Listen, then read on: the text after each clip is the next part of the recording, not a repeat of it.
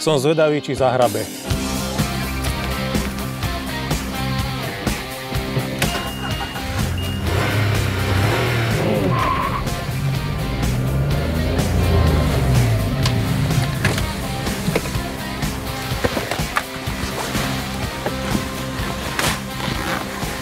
Napriek tomu, že zahrabal, nie je to auto na pretekanie, ale veľmi, veľmi zábavné. Mitsubishi Space Star Sport je trojvalec, 1,2 litra s výkonom 59 kW a krúťacím momentom 106 Nm.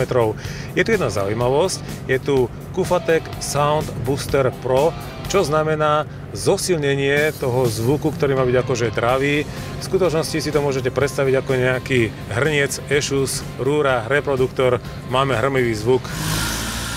Auto je ľahké, hmotnosť sa pohybuje pod 1 tonu plus minus 900 kg, takže je veľmi ľahko ovládateľné a ten motor je jednoduchý s nepriamym elektronickým vstrekovaním viacbodovým paliva pred sacie ventily. Motor je atmosféra, bez turba, jednoduchá održba, tu sa vlastne nemá čo pokaziť. Spotreba je naozaj dobrá, o čom svedčí aj to, že tá nádrž má len 35 litrov.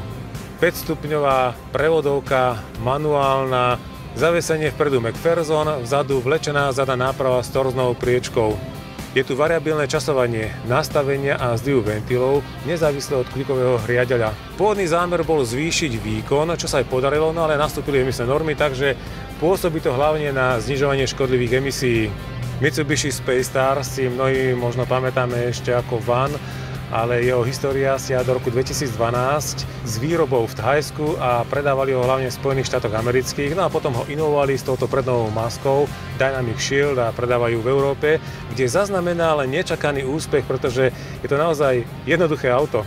Môžeme tu mať aj ťažné zariadenie, guľu, ale nie na ťahanie prívesov, ale na zavesenie nosiča s bicyklami. Vpredu sú kotúčové, vzadu bubnové brzdy, ale v pohode stíhajú. Atmosférický motor má aj tú výhodu, že sa tu netreba starať o turbo a netreba nič chladiť. Malý Japonec v atraktívnom dizajne poteší hlavne mladých, ktorí majú hlbšie do vrecka. Malé autá, ktoré majú pod 4 metre a sú čierne, bývajú smutné. Toto nie je ten prípad. Mitsubishi Space Star dostal Body Kit Sport, ktorý spočíva v nárazníkoch vpredu, vzadu, v efektných diskoch. No a aj toto je príplatková metalíza. Cez celé auto idú dva športové červené rally pásy a predku dominuje radlica s LED svetlami. V bodykite sú športové pružiny Aibach, ktoré o niekoľko milimetrov znížili podvozok. Kolesa môžu byť 14, 15 alebo 16 palcové, teraz sú tu zimné 15 palcové, no a benefitom takéhoto malého auta je aj to, že je to 5-dverová karoséria, čiže praktickejšie ako trojdverové auto. Vzadu sú LED svetlá červené, 4 koncovky to sú len atrapy, nemajú žiadnu funkciu, medzi nimi je hmlové svetlo, solidný kufor, 235 litrov. V Mitsubishi Space Star Sport je síce 5 hlavových opierok, ale v pohode sa tu odezú hlavne 4 dospelí cestujúci, nemajú žiaden problém. Dokonca dostali aj elektrické ovládanie okien, zadní pasažieri. No a je tu 6 airbagov, klasika, spolujazdec, vodič, hlavové a aj v týchto sedadlách.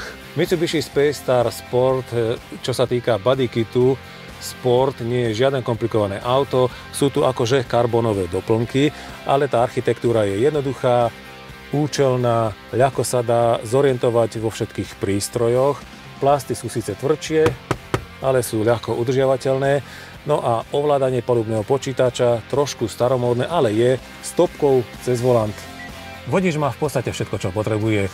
Klimatizáciu, vypínanie systému štart-stop, jednoduché audio, dobrý multifunkčný volant, ktorý sa síce nastavuje len výškovo, ale je tu napríklad aj ovládanie tempomatu, takže nie je čo riešiť.